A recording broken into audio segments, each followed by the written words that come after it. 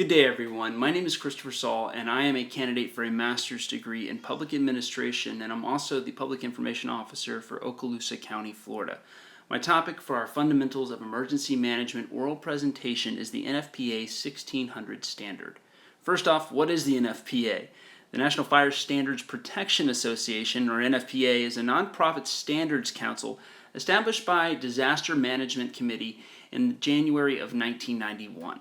The Council is responsible for preparing documents relating to preparedness for, response to, and recovery from disasters resulting from natural, human, or technological events.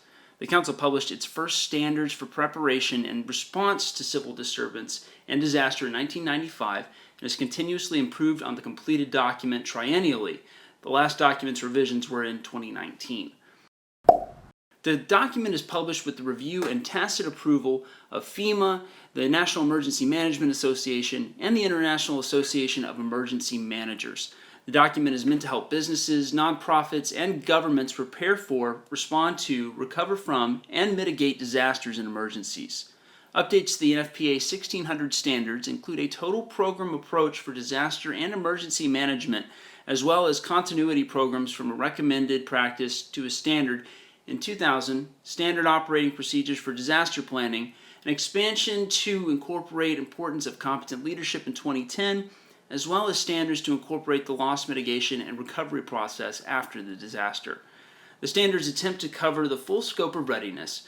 Sections include the NFPA program management, planning, implementation, exercises, as well as tests and maintenance and improvement programs.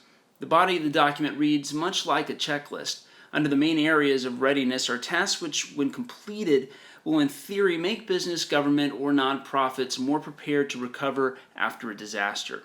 The list is supplemented with more appendices with more information about how to successfully complete each requirement meted out by the NFPA 1600.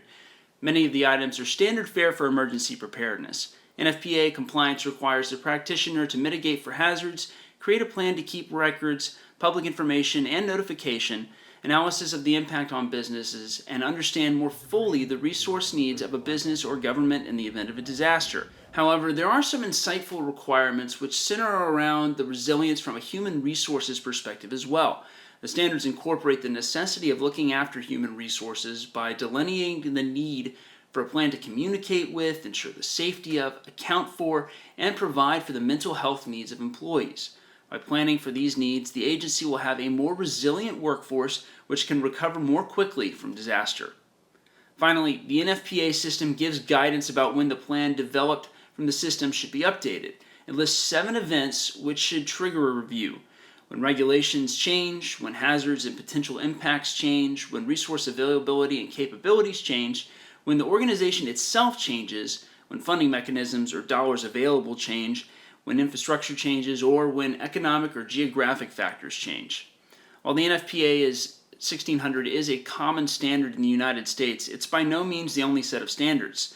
ASIS SPC 1 2009 is another American standard known as the Organizational Resilience Standard, which is published by the American National Standards Organization.